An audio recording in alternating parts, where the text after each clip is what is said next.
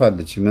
መምህር ተቋረጠብኝ። ስለ ህልም ባለቤቴ እየነገረህ በእናትህ መልስለት ፍቺውን ይላል። በጽሁፍ ነው። ነጭ ፍየል የኔ ዘመድ ይዞ ይመጣል ወደ ቤት። ከዛ ተላቅሰን ተቃቅፈን፣ ፍየሏ ግን አስቸገረች።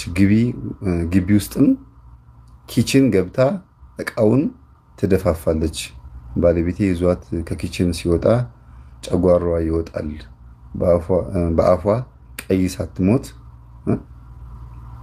በአፏ ቆይ ሳትሞት ልርዳት ብሎ ረዳት። በጣም ብዙ ደም ፈሰሳት። የፊት እግሯ አንድ አይን ወጥቶ ተወኝ ተወኝ እያለ ይለምነዋል።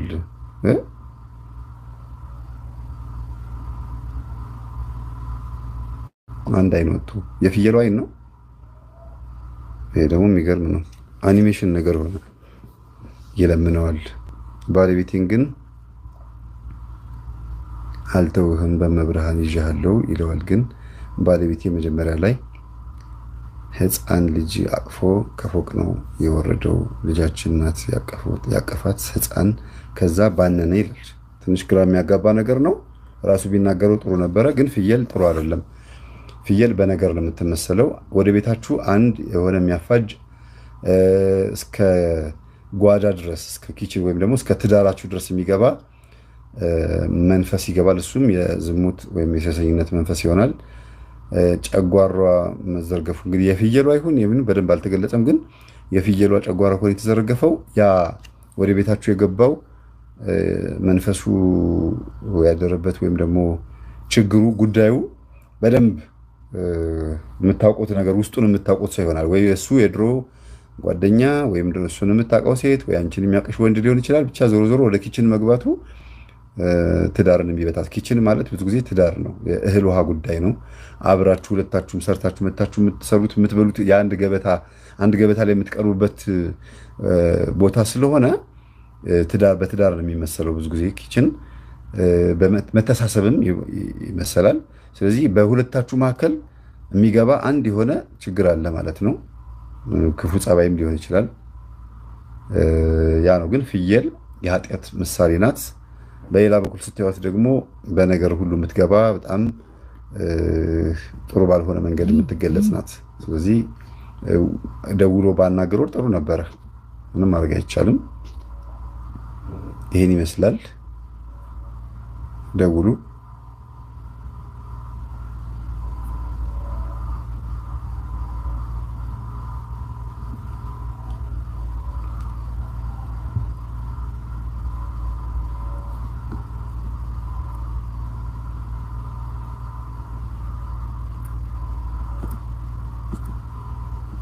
እሺ ሰዓቱ ሄዷል። የሚገባም የለም። አብዛኛው ሰው እንትን እያለ ነው። እንድታዩት ፈልጋለሁ። እንዴት እንደሚወርድ ይዩት። አንዱም ሰው ሊገባ አልቻለም። በጣም ነው ብዙ ሰው የሚገባው እና አንዱም አልገባም እስካሁን።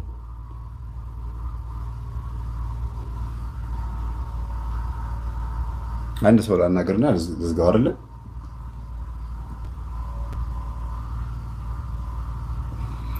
እሺ ከዚህ ውስጥ እስቲ ህልማችሁ ምናልባት ከዚህ ውስጥ ለመመለስ ልሞክር። እስቲ ካየሁት ውሃ ጠጣ መምህር አላቀረብኩማ። እንግዲህ እዛ አካባቢ ይቅርታ። እንግዲህ ዛሬ ምንም አልታወቀኝም።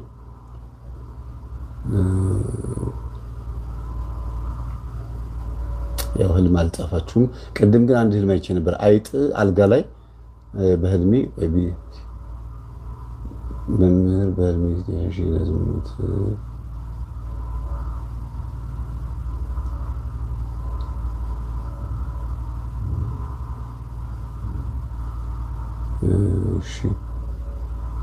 ምን አለች አንዷ ቅድም? ሴት ሆኖ እንዲሆን አላወኩኝም። አልጋ ላይ ነው። አልጋ አካባቢ ላይ አይጥ አይቻለሁ እና ጨርቁን ነው ምናምን የአልጋውን ጨርቅ ምናምን ስትል ሰምቻለሁ መሰለኝ። እንግዲህ እንደዛ ያየው ይመስለኛል። እስቲ ድጋሚ ጻፊው ወይም ጻፈው።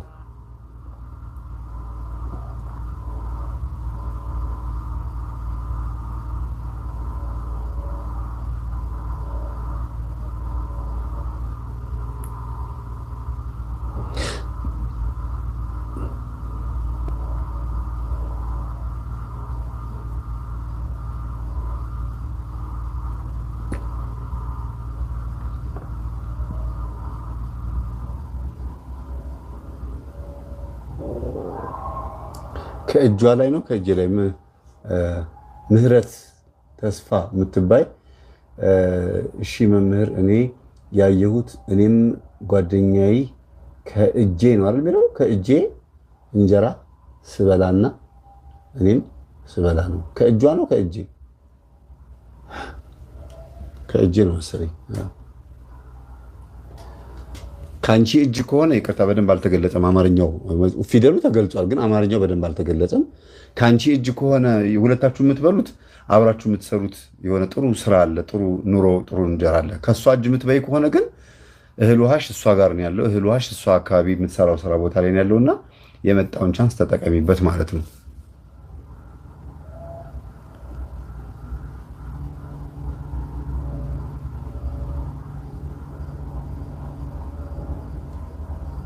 እባክህ በህልም ራቁት ምንድነው ይላል ሃድራ የምትባል ሄሊያዳ ነው ሄሊያዳ በህልም ራቁት ማለት መዋረድ ወይም ደግሞ ስም መጥፋት ማለት ነው በሰው ዘንድ በጎረቤት በጓደኛ ጥሩ ስሜት የለም ለስላንቺ ጥሩ ነገር አይወራም ማለት ነው ብትቺ ስምሽን ማስተካከል ልብስን ገልብጦ መልበስም አንዱ ያልኳችሁ ለዚህ ነው ልብስን አስተካክሎ መልበስ ሰዎች አተኩሮ ልብሳችሁን እያዩ ሲሄዱ የለበሳችሁትን ልብስ እያዩ ሲሄዱ ሲያደንቋችሁ ጥሩ ስም እንዳላችሁ በልብሳችሁ ምክንያት ደግሞ ካንቋሸሿችሁ ደግሞ ስማችሁ ጥሩ አይደለም ማለት ነው ሐሜት ነው ማር ፍታልኝ መምህር ይላል ማር በቤተክርስቲያናችን አፈታት መድኃኒት ነውና አንድ የሆነ ፈውስ ያስፈልግሻል በአይምሮ ይሁን በስጋ አይታወቅም ጸበል መጠመቅ አለብሽ ማለት ነው መምህር ህልሜ ይጠፋብኛል ይላል ቆይ እስቲ እንደዚህ ያረጋግን እየጻፋችሁ አንዳንዶቹን ለማየት ሞክራሉ ቶሎ የሚፈቱትን እሺ እናንተዬ የምወደው ልጅ ይላል ደግሞ ወርቋ ነው የምወደው ልጅ እኔ እወደዋለሁ እንድለው እንድለው አይፈልግም እሱ ፍቅረኛሽ ድሻለው ይችላል አልገባኝም ባካችሁ ስትጽፉት ያው ቶሎ ለመጻፍ ፈልጋችሁ መሰለኝ እንትን ይላል ለመግለጽ ያስቸግራል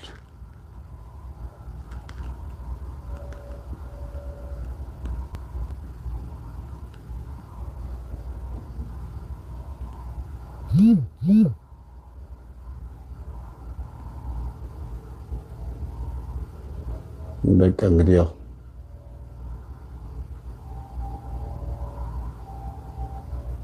እኔ ሁልጊዜ በባዶ እግር ሲሄድ ነው ማየው በባዶ እግር መሄድ ማለት የትዳር አጋር እድል ማጣት ነው የትዳር አጋር እንዲሁም ደግሞ በሃይማኖት በመንፈሳዊ ከመጣን ደግሞ ያለ ምንም መንፈሳዊ ዕውቀት ያለ ሃይማኖት ዝም ብሎ እንዲሁ መንገላዎች መንቀሳቀስ ነው የሚባለው ሾክ ቢወጋም ለመወጋት የተዘጋጀ እንቅፋት ቢመታም ለመድማት የተዘጋጀ ህይወት ውስጥ ነው ያለነው እንቅፋት ማለት ነገረኛ ሰው ቢመጣ በነገር መውደቅ ሾክም ልክ እንደዚሁ ያው በባዶ እግር ስንሄድ የሚያጋጥመን ማንኛውም አደጋ በሙሉ እንደሚያጋጥመን ሁሉ በህይወትህ በባዶ እግር በተደጋጋሚ መሄድ ማለት አጋር እንደሚያስፈልግህ ረዳት እንደሚያስፈልግህ ማሳየት ነው ሰዎችም ደግሞ አለማግባትህን ወይም አለማግባትሽን ስሙን ስላላየሁት ነው ይቅርታ ወንድ ይሁን ሴት ይሁን ስላላየሁኝ ነው አለማግባትህን እያያሉ ግን ሊጠጉም አይፈልጉም ሊቀርቡም አይፈልጉም አግብተህም ከሆነ ደግሞ የሆነ የጎደለ ነገር እንዳለ ነው የሚረዱት አግብተሽም ከሆነ ይቅርታ ጽሁፉን ስሙን አላየሁ ወንድ ይሁን ሴት ይሁን አላየሁም ነጭ ጫማ ማድረግ ሃይማኖት ነው ነጭ ጫማ ማድረግ በንስሐ ሕይወት መግባት ነው ነጭ ጫማ ማድረግ በተክሊል መጋባት ነው በጣም ትልቁ ትርጉም ይሄ ነው ሴት ከሆንሽ ነጭ ጫማ ያረግሽው መንፈሳዊ የሆነ ጓደኛ ማግኘት ነው ወንድ ከሆንክ ደግሞ ልክ ነጭ ጫማ መጥፋት ማለት ከፍቅረኛ ጋር ወይ ከባል ጋር መጣላት መለያየት ማለት ነው ጠፍቶ እንትን ካለ ወይም የፍቅረኛሽ ወይም የሚስትህ ልብ አለመገኘት ማለት ነው ጫማ መጥፋት